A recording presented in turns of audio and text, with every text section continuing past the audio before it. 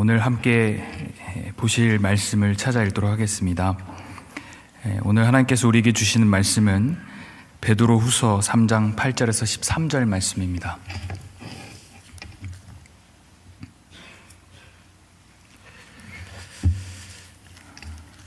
베드로후서 3장 8절에서 13절 말씀입니다.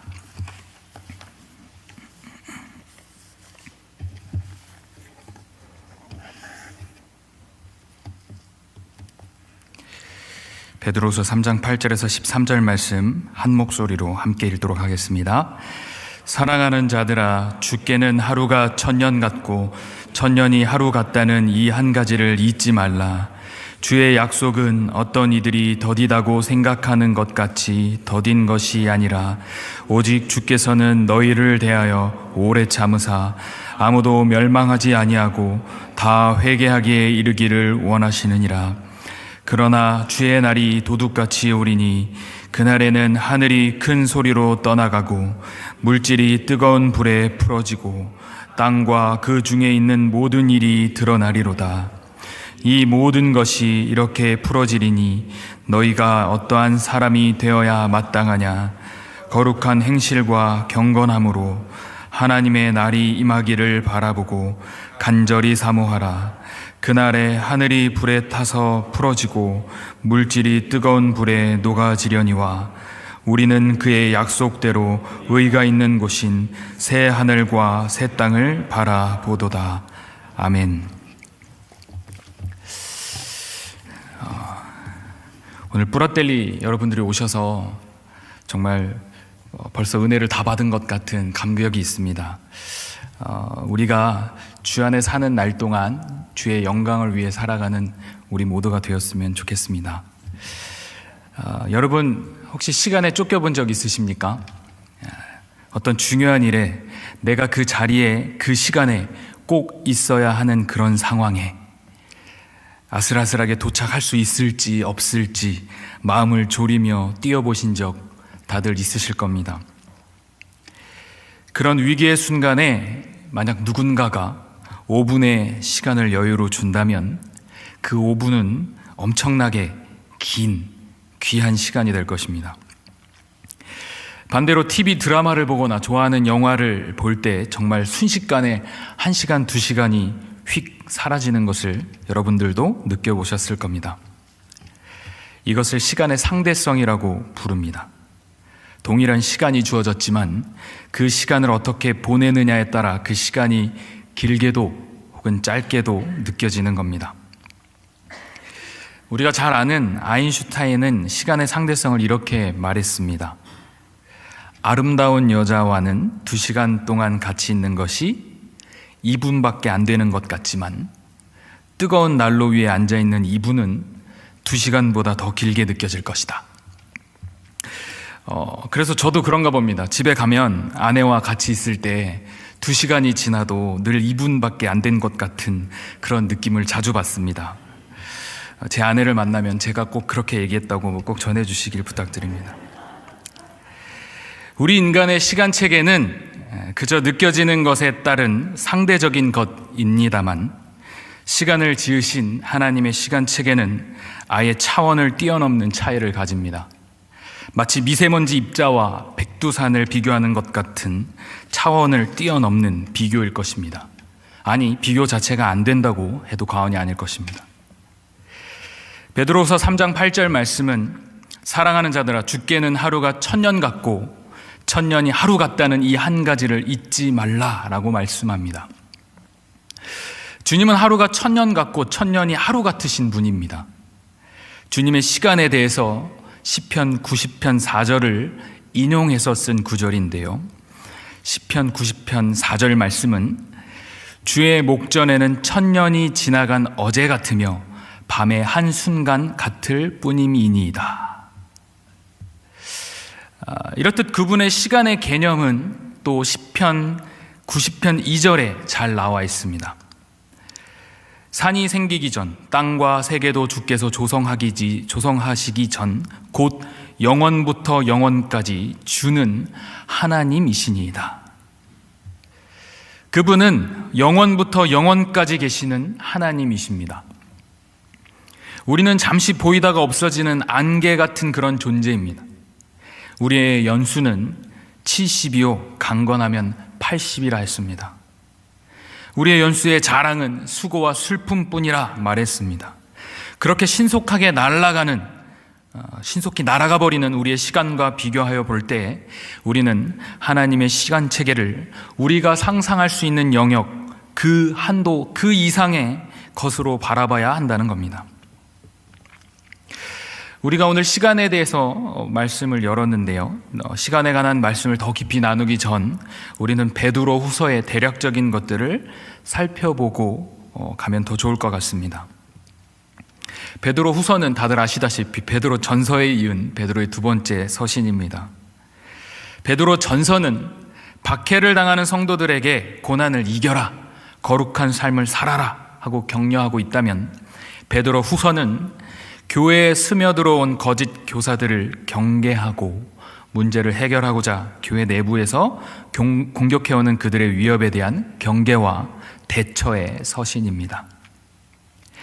당시 소아시아 일대의 교회에 거짓 교사들이 침투해 들어왔습니다. 그들은 성도들에게 복음이 주는 참 자유를 그저 마음대로 살아도 된다라는 그 자유로 속이고 그들을 흔들었습니다. 베드로후서 2장 18절 19절 말씀을 함께 보시면, 그들이 허탄한 자랑의 말을 토하며 그릇되게 행하는 사람들에게서 겨우 피한 자들을 음란으로써 육체의 정욕 중에서 유혹하는도다. 그들에게 자유를 준다 하여도 자신들은 멸망의 종들이니 누구든지 진 자는 이긴 자의 종이 됨이라. 그들의 유혹은 멸망한 종들이 또다시 만들어내는 멸망의 종들이었습니다. 또한 그들은 하나님의 약속과 그리스도의 재림에 관한 중대한 사항에 대해서도 시비를 걸고 공격해 왔습니다. 베드로후서 2장의 내용은 그런 거짓 교사들에게 멸망을 예고하고 그들의 부패성을 경계하는 내용을 담고 있습니다.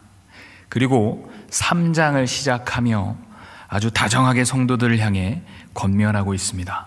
3장 1절과 2절을 함께 읽어보면 좋을 것 같습니다.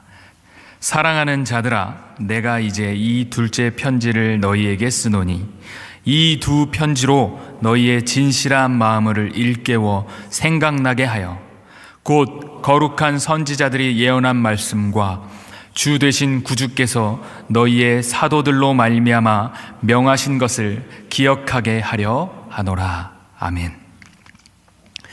사랑하는 자들아 하고 부드러운 음성으로 부르고 있습니다. 내가 이 둘째 편지를 쓰는 이유에 대해서 내가 이야기해 줄게. 너희의 진실한 마음을 일깨우기 위해서야. 진실한 마음은 무엇입니까? 헬라어 원어로 살펴볼 때 순수하다라는 의미가 더해집니다. 순수하고 오염되지 않은 마음. 유혹과 공격에도 그 마음을 지킬 수 있는 그 고결함과 옳은 것을 분별할 수 있는 분별력을 일깨워서 생각나게 하기 위한다는 겁니다. 그것은 곧 거룩한 선지자들이 예언한 말씀, 무엇이죠? 구약의 말씀을 이야기합니다. 예수님께서 너희의 사도들로 말미암아 명하신 계명들, 즉 모든 하나님의 말씀을 기억나게 하여 말씀 가운데 살아가며 말씀대로 살아내며 말씀 외의 것을 붙들고 살아가지 않기를 바라는 그런 마음입니다. 이 3장 1절과 2절을 통해서 베드로의 그 간절한 마음을 우리가 함께 가지고 3절 말씀을 보면 좋겠습니다.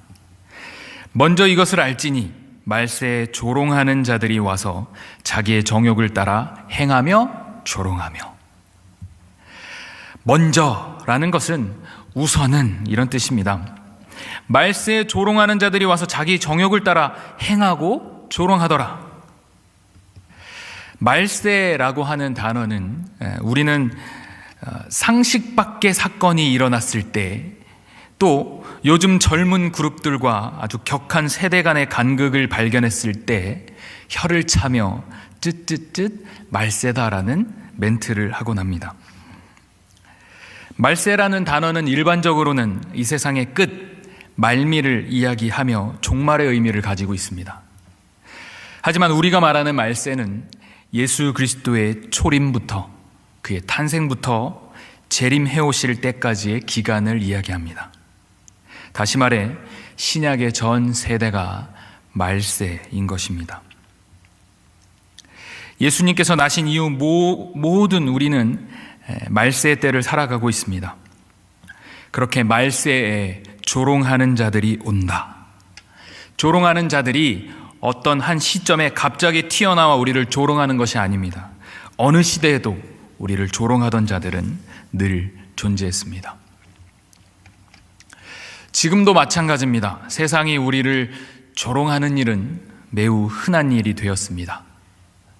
이전보다 더 극렬하고 적극적으로 대놓고 공개적으로 비난하고 조롱합니다. 그러나 이것은 이상한 일이 전혀 아닙니다. 왠가하니 조롱하는 자들이 와서 조롱하였다라고 성경이 표현하고 있기 때문입니다. 조롱하는 자들입니다. 그들은. 그러기에 그들은 조롱하는 역할을 아주 잘 감당하고 있는 겁니다. 조롱하는 자들이 와서 선행을 베풀었다. 조롱하는 자들이 와서 사랑을 나누었다. 그게 더 이상한 표현 같지 않습니까? 조롱하는 자들은 그들의 역할대로 잘 감당하고 잘 조롱하고 있는 겁니다. 요한일서 3장 13절 말씀에 형제들아 세상이 너희를 미워하여도 이상히 여기지 말라 말씀합니다. 조롱을 당하는 현장은 우리가 세상과 같을 때, 우리가 세상과 비슷하게 살아갈 때는 일어나지 않습니다. 세상과 다르게 살아갈 때, 그들이 자신의 정욕대로 따라 행하는데 매우 성가시거나 자신들을 가책을 느끼게 할 때 우리를 깨부셔가면서 자신들의 삶을 정당화하고 싶은 겁니다. 그들은 스스로 부패했고 즐거움과 쾌락과 우상에 목매어 그 어디도 가지 못하는 불우한 삶을 살아가고 있습니다. 그들은 이렇게 비아냥거리며 다가올 겁니다. 세상에 심판이 있다고? 세상에 끝이 있다고? 아이고 이 사람아, 인생이 이리도 짧을진데 가서 놀기나 열심히 하세. 예수님이 그렇게 다시 온다고 곧 오시리라 하고 말씀하고 올라가셨는데 지금 벌써 수천 년이 되지 않았는가? 베드로에게 찾아온 거짓 선생들도 동일한 질문을 던졌습니다. 베드로후서 3장 4절 말씀, 이르되 주께서 강림하신다는 약속이 어디 있느냐? 조상들이 잔 후로부터 만물이 처음 창조될 때와 같이 그냥 있다 하니.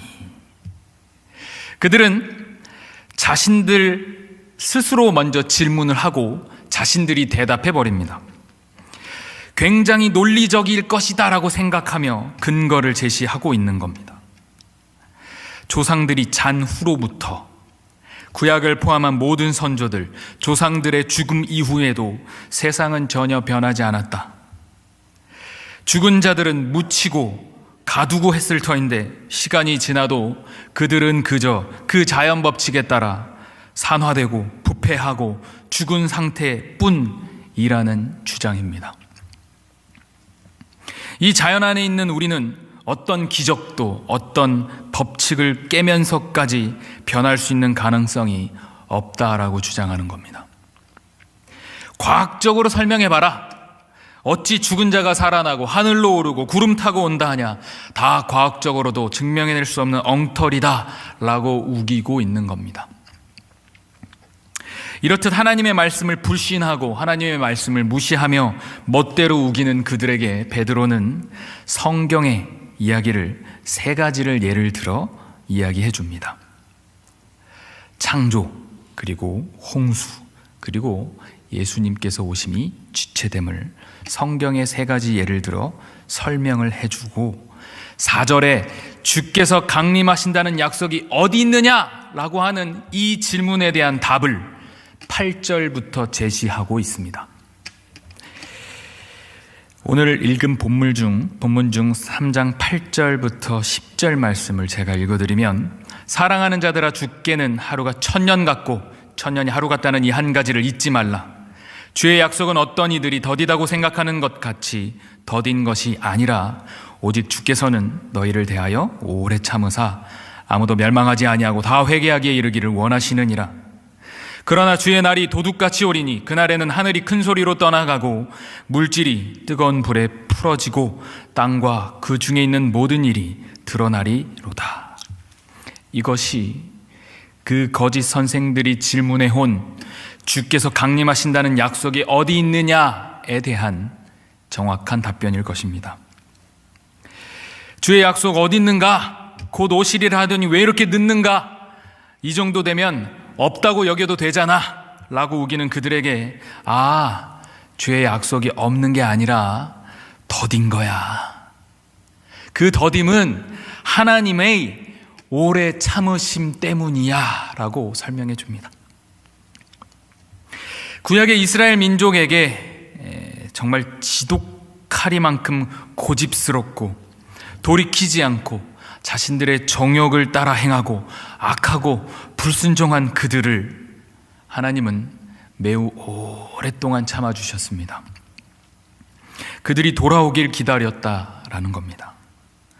영원부터 영원까지 되시는 하나님께서 지금의 시간만을 살아가고 있는 모든 영혼들을 불쌍히 여기십니다. 그리고 그들이 주님 앞에 돌아오기를 간절히 기다리고 계실 거라는 겁니다. 이 생의 삶이 끝나면 그 다음 삶이 없다고 말하는 그들, 이 세상이 지나면 끝이다 말하는, 눈앞에 10cm만 바라보고 살아가는 그 가엾은 사람들, 그들은 영원한 천국을 믿는 우리를 조롱하는 자들입니다. 그들이 어리석음을 깨고 나와서 우리의 시간 밖에 계신 하나님께 돌아오길, 그분이 기다려주고 계시다는 사실을 하루속히 깨닫기를 바라는 바입니다.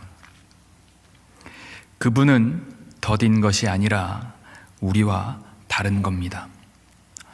영원이란 시간의 범주 안에서 2000년은 그렇게 긴 시간이 아니라는 겁니다.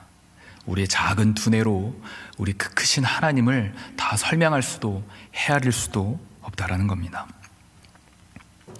그러나 우리가 확신하는 바, 아는 바, 확실한 것 하나 있습니다. 그것은 주님의 날이 온다라는 사실입니다. 반드시 올 겁니다. 그러나 언제인지는 우리가 모른다. 무슨 수로 알 수 있겠습니까? 제가 어느 날 재작년쯤에 차를 타고 지나가는데 하늘이 굉장히 이상한 겁니다. 구름 모양도 이상하고 하늘 색깔도 이상하고, 아무튼 이것저것 이상한 게 한두 가지가 아니었습니다. 그래서 속으로 생각했습니다. 오늘인가? 주님이 오실 날인가? 물론 아니었기에 제가 지금 여기 서서 설교하고 있는 겁니다. 하지만 제 예상은 틀렸지만 우리 주님은 반드시 오십니다. 그날은 반드시 올 겁니다. 하나님의 말씀을 따라 주신 약속은 반드시 성취될 겁니다. 여러분, 이 사실이 믿어지지 않는다면 거짓 선생들이 떠들어댈 때 아마 흔들리실지도 모릅니다. 거짓 선생들은 자신이 거짓 선생이라고 써붙이고 달려들지 않습니다. 우리의 믿음 없는 약한 부분을 파고들어 우리를 미혹하고 넘어지게 할 겁니다. 그날이 반드시 올 거다. 그 사실을 아직까지도 믿어지지 않는 분이 있다면 거짓 선생을 주의하시기를 부탁을 드립니다. 그렇게 3장 10절 말미에 땅과 그 중에 있는 모든 일이 드러나리로다 말씀하셨습니다. 그 날에 모든 일이 드러나게 될 것이다. 누가 거짓 선생인지, 누가 구원받을 구원의 자녀인지, 그 날에, 바로 최후의 심판의 날에 모든 것이 숨김없이 드러나게 될 것이다 라고 말씀하십니다. 작년에 우리 교회 외벽에 누군가가 이상한 스티커를 붙이고 갔습니다. 그 이상한 스티커가 붙기 바로 전주에 신천지가 우리 교회를 찾아와서 담임 목사님을 만나 따질 것이 있다라고 달려들었던 기억이 있기에 그 스티커는 아마도 신천지님들께서 붙이시지 않았나라는 생각이 되어집니다. 그 스티커의 내용은 그렇습니다. 화평교회는 사망선고 받을 교회다. 뭐 어쩌고 저쩌고 웃기는 이야기들을 아주 써놨더라고요. 맞습니다. 우리는 반드시 심판을 받을 겁니다. 하지만 우리는 그 심판대 앞에서 사망선고가 절대로 떨어지지 않을 겁니다. 우리가 땅에 살면서 무수히 많은 부끄러운 일들을 행했지만 주님의 그날에 우리의 믿음을 지키고 그 심판대 앞에 설 때는 우리 주 예수 그리스도의 십자가 공로에 힘입어 그 어떤 부끄러움도 수치도 당하지 않을 것 저는 확신합니다. 여러분들도 모두가 다 확신하십니까? 사망 선고가 우리에게 떨어질까요? 전혀 근거 없는 이야기입니다. 그 믿음 가지고 살아가시는 저와 여러분이 다 되시기를 주님의 이름으로 축복합니다. 우리 사는 세상의 사람들은 어찌나 그렇게 분주한지 여유가 없습니다. 하늘이 색깔이 어떤지, 구름 모양이 이상한지 조차도 바라볼 시간이 없습니다. 너무 바빠서 당장의 일들 때문에 영원한 것들을 놓치며 살아간다는 겁니다. 영원한 것을 소유하고 오래 참으시는 하나님을 생각할 때 우리의 삶은 달라져야 된다고 저는 생각합니다. 돈에, 권력에, 성취에, 행복에, 쾌락에 정신이 팔려서 그 심판의 날을, 그 영원한 날들을 준비하지 못하고 살아가는 많은 사람에게 우리가 누구인지, 우리는 그리스도 때문에 어떤 심정으로 이 삶을 살아가는지, 우리의 이 삶 다음에는 어떤 것들이 준비되어 있는지 마땅히 보여주며 당당하게 살아가야 할 것입니다. 베드로후서 3장 11절, 12절, 13절 말씀을 제가 읽어드리겠습니다. 이 모든 것이 이렇게 풀어지리니 너희가 어떠한 사람이 되어야 마땅하냐? 거룩한 행실과 경건함으로 하나님의 날이 임하기를 바라보고 간절히 사모하라. 그날에 하늘이 불에 타서 풀어지고 물질이 뜨거운 불에 녹아지려니와 우리는 그의 약속대로 의가 있는 곳인 새 하늘과 새 땅을 바라보도다. 아멘. 우리는 어떠한 사람이 되어야 합니까? 베드로는 이 편지를 보고 읽는 모든 이들에게 기대감을 가지고 이 질문을 했을 겁니다. 그 답을 우리는 11절, 12절에서 바로 찾을 수 있습니다. 첫째, 거룩한 행실과 경건함으로 살아가야 합니다. 또한 하나님의 날이 임하기를 바라보고 간절히 사모해야 합니다. 그저 딱딱하게, 거룩하게, 경건하게, 조신하게, 착하게, 도덕적으로 바르게 그렇게 사십시오. 그리고 어서 오십시오, 어서 오십시오, 하십시오 라는 그런 말의 뜻을 훨씬 뛰어넘는 의미입니다. 주님께서 다시 오실 날을 미루고 계시다면, 아무도 멸망하지 않고 다 회개하게 이르기를 바라고 계신다면, 그분의 마음이 헤아려진다면 우리는 우리의 죄를 인지하고 주 앞에 회개함으로 나아가며 우리가 거룩함으로 하나님의 날이 속히 오기를 바랄 수 있도록 해야 하는 겁니다. 그렇게 날마다 우리는 주기도문 가운데 나라가 임하시오며 나라가 임하시오며 외치지만 우리는 과연 슬기로운 다섯 처녀처럼 주님을 순전히 기다리고 있으며 주님의 나라가 임하기를 바라고 있는지 우리를 되돌아봐야 할 것입니다. 둘째는 새 하늘과 새 땅을 바라보아야 합니다. 베드로 후서 3장 13절에 우리는 그의 약속대로 의가 있는 곳인 새 하늘과 새 땅을 바라보도다 말합니다. 바라보기 전에 우리는 그분의 약속에 대한 확신과 신뢰를 가지고 가야 합니다. 그냥 바라보는 것 누구나 할 수 있는 일입니다. 하지만 그것을 약속하고 이루실 일을 붙들고 가는 것, 그것이 내게 있음을 믿고 바라보는 것은 차원이 다르고 얼마나 행복한 일일지 그려집니다. 여러분은 우리에게 주어질 새하늘과 새 땅, 그리고 영원한 삶을 믿으십니까? 이곳 대한민국에서의 영원에 사는 삶이 아니라 우리가 바라는 천국에서의 한날을 바라고 천국을 소유한 자들다운 삶, 그 삶의 자세가 우리에게 필요하다라는 겁니다. 오늘 신천지가 여러 번 등장하네요. 새하늘과 새 땅을 한문으로 번역하면 신천지입니다. 이 얼마나 아름답고 좋은 말인데 이 단어를 이단에게 뺏겨서 사용하기도 조심스러운 시대가 되어버렸습니다. 우리가 바라보는 그 새하늘과 새 땅이 임하는 것을 사모하고 바라는 일에는 우리의 책임이 또한 주어질 것입니다. 우리 주님께서 우리를 향한 그 오래 참으심으로 아무도 멸망하지 않기를 바라시고 계시답니다.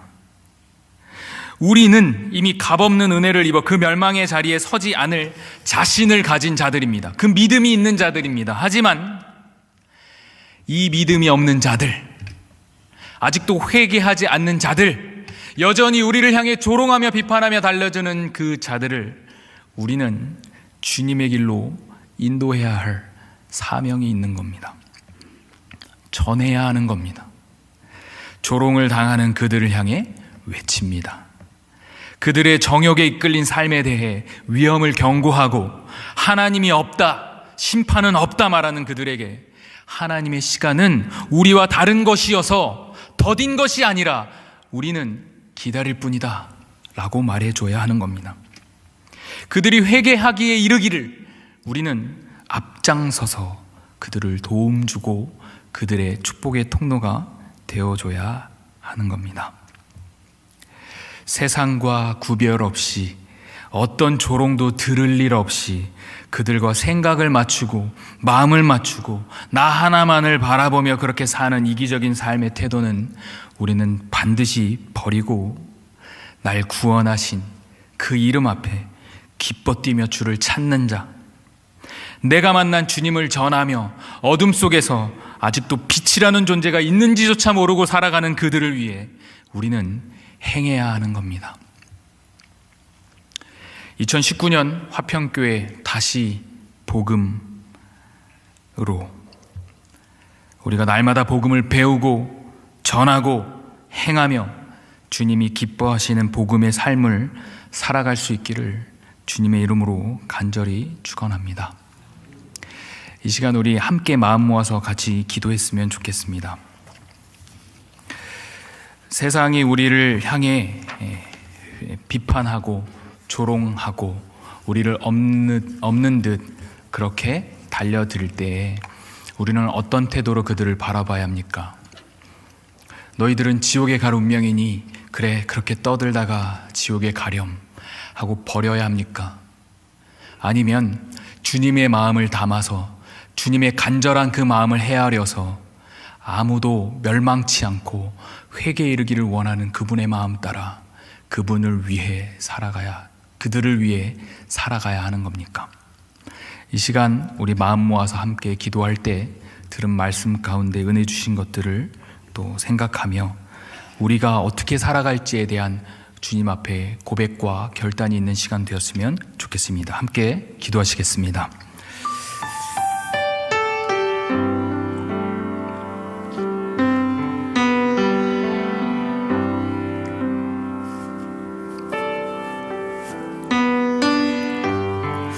아버지 하나님, 우리의 마음 같아 아버지 하나님을 심어주셔서 아버지 하나님 우리가 주님 없이 설명되지 않는 인생들 될 수 있게 하여 주심에 감사를 드립니다.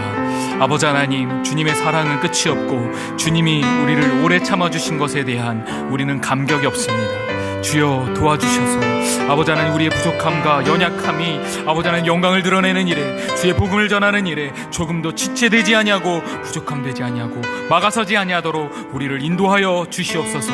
아버지 하나님 이 시간의 말씀 가운데 아버지 하나님 큰 은혜를 더하여 주셔서 아버지 하나님 이 시간 머리 조아려 기도하는 모든 주님 아버지의 사랑하는 자녀들이 아버지 하나님 우리의 마음을 다시금 다지고 아버지 하나님께서 허락하신 이 복음 앞에 아버지 하나님 감사와 감격 앞에 아버지 하나님 더욱더 우리가 주님의 영광을 위해 뛰어놀 수 있도록 아버지 하나님 이 시간 마음을 다잡고 결단하며 나아가는 이 순간 앞에 아버지 하나님 우리의 마음을 더하여 주시고 아버지 하나님 귀한 은혜를 더하여 주셔서 아버지 하나님 앞에 지킬 수 있는 그 결단 앞에 아버지 하나님 거룩함과 경건함으로 옷을 입고 아버지 하나님의 복음을 전하는 일에 주님 아버지를 자랑하는 일에 아버지 하나님께서는 더딘 것이 아니라 아버지께서는 없는 것이 아니라 주의 나라가 아버지 사라진 것이 아니라 아버지 우리 안에 이미 임하였고 새 하늘과 새 땅이 우리에게 주어질 것을 아버지 우리가 확신하며 나아가는 그 고백 앞에 아버지 하나님 우리의 마음을 주님께서 기뻐 받아 주시옵고 우리의 결단을 아버지 우리가 지켜나아갈 수 있도록 큰 용기와 지혜와 힘을 더하여 주시옵소서. 아버지 이 세상이 아버지 하나님 이 소용돌이 같은 세상 앞에 우리가 휩쓸려가며 아버지 하나님 우리가 어지러움을 당할 때 아버지 하나님 우리를 흔들어 제끼는 아버지 거짓 선생 사탄 마귀들 앞에 아버지 우리가 담대하게 선포할 수 있게 하여 주시옵소서. 나는 주의 영원한 나라를 믿는 자다.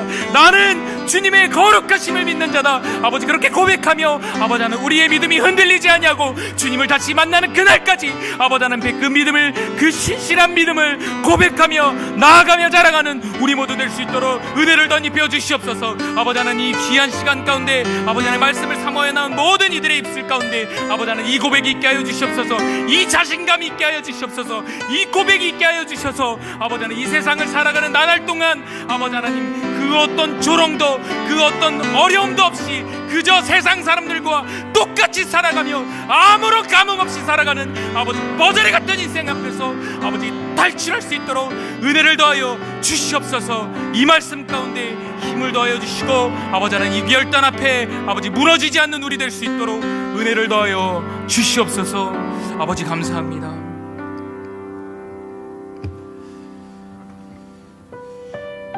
거룩하고 아름다우신 주님 감사합니다. 주님의 약속은 반드시 성취됨을 믿습니다. 이 세상이 우리에게 공격해 옵니다. 주님은 없다, 심판은 없다, 우리 이 이생의 끝날 뒤에는 아무것도 없다. 아버지 하나님 그들의 어리석음을 주님 불쌍히 여겨주시옵고 우리 또한 감정적으로 그들을 대하는 것이 아니라 우리 또한 주님의 마음 닮아서 아무도 멸망하지 아니하고 다 회개하여 우리 모두가 다 구원받는 주님의 자녀가 되게 하여 주시옵소서. 아버지 우리를 향해 그 오래 참으시고 그 크신 사랑을 베풀어 주신 것처럼 우리 또한 세상 앞에 오래 참으며 사랑을 베풀며 원수도 사랑할 수 있는 마음과 은혜를 덧입혀 주시옵소서. 오늘 말씀 가운데 은혜를 주심을 감사하며 살아계신 예수님의 이름으로 기도 올려드립니다. 아멘.